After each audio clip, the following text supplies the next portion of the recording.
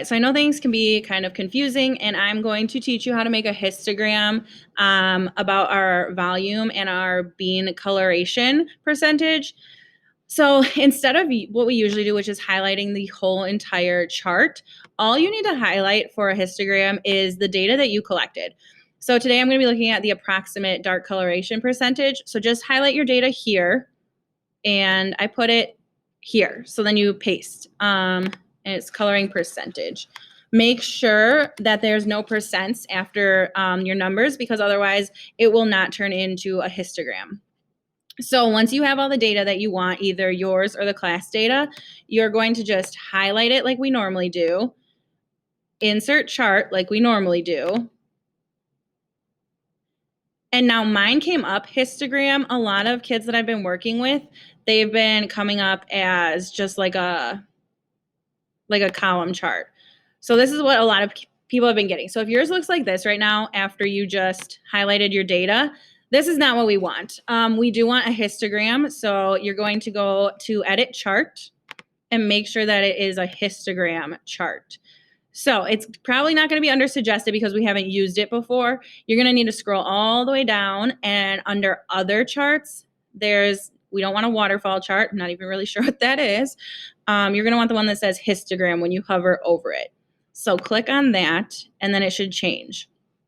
But at the same time, I don't know what these percentage colorings mean. Like, I know it says that I have 3 under the 10 to 27%, but my mind just doesn't think that way. And I want to make this x-axis, or this horizontal axis, make more sense to me. So I'm going to customize one more time. I'm going to go to horizontal because that's our x-axis, the one that goes across.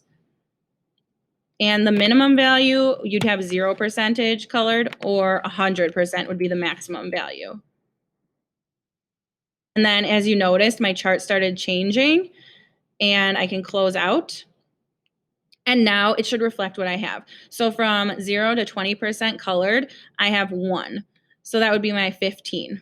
Then for my 20 to 40% colored, it says I have 2. So I have a 20 and a 25. So yes, I have 2. So this is an actual histogram. It shows you how many of each topic you have. So I will also be doing one for volume. Okay, so now I'm gonna teach you how to do the volume graph. So the same thing, you just want to highlight only the volume, copy and paste it into a sheet. So I have a new sheet over here. I copy and pasted my volume right there. And then for graphing, again, same as always, highlight it, go to insert, chart, and mine came up again as histogram, but one more time, if you get something that looks like this, we obviously don't want that. We want the fatter bars that come up as histogram, so you're going to scroll down. The second one is usually the one that says histogram, or just hover and it should say that. Click on that. It changes it. And then I always look, like I said, at my x-axis right here. It doesn't have the title's up here. It actually came up with some pretty nice numbers. And just remember, if it doesn't, that you would go to customize, horizontal axis, and change your minimum and maximum. I would probably just change it from 0 to 100. This one looked pretty nice, but if you get some weird numbers, then just change it from 0 right here to 100 right here, like we did on the last video. And then you have your histogram right here, and then you can copy and paste it into your lab.